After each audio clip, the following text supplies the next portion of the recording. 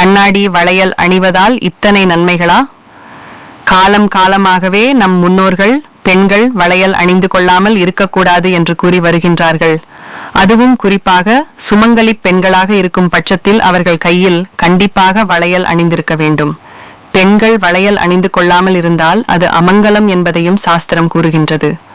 வளையல்களில் எத்தனையோ வகையான வளையல்கள் இருந்தாலும் இந்த கண்ணாடி வளையலுக்கென்று ஒரு தனி சிறப்பு உள்ளது. அந்த காலங்களில் எல்லாம் நம் வீடுகள் அமைதியாக இருக்கும் நேரங்களில் பெண்களின் கைகளில் இருக்கும் கண்ணாடி வளையலில் இருந்து வரும் ஒலியானது நம் வீட்டிற்கு நேர்மறை ஆற்றலை கொடுக்கும்.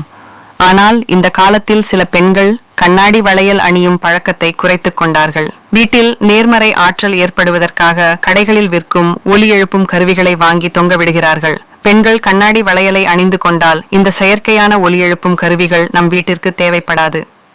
அடுத்ததாக, பெண்களுக்கு கர்ப்ப காலங்களில் வளைகாப்பு நடத்தும் போது ஒரு முக்கிய பங்கு வகிப்பது இந்த வளையல்கள்தான். கர்ப்பிணி பெண்களுக்கு நாம் அணிவிக்கப்படும் வளையல் ஒரு காப்பாக, அதாவது கர்ப்பிணி பெண்களை பாதுகாப்பாக வைத்துக் கொள்வதற்காகவே அணிவிக்கப்படுகிறது. இதன் மூலமாகத்தான் இதற்கு வளைகாப்பு என்ற பெயரே வந்தது.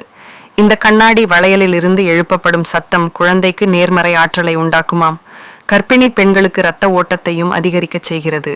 இந்த கண்ணாடி வளையலில் ஓசை இருந்தால் பெண்களிடம் தீய சக்திகள் அண்டாது, கண் திருஷ்டியும் அண்டாது. நம் வீட்டில் மகாலட்சுமியின் அம்சம் நிறைந்திருக்கும். உடைந்த கண்ணாடி வளையல்களை பெண்கள் அணிந்து கொள்ளக்கூடாது. அந்த உடைந்த விரிசலின் மூலம் கெட்ட சக்திகள் ஊடுருவும் என்பது நம் முன்னோர்களின் வாக்கு.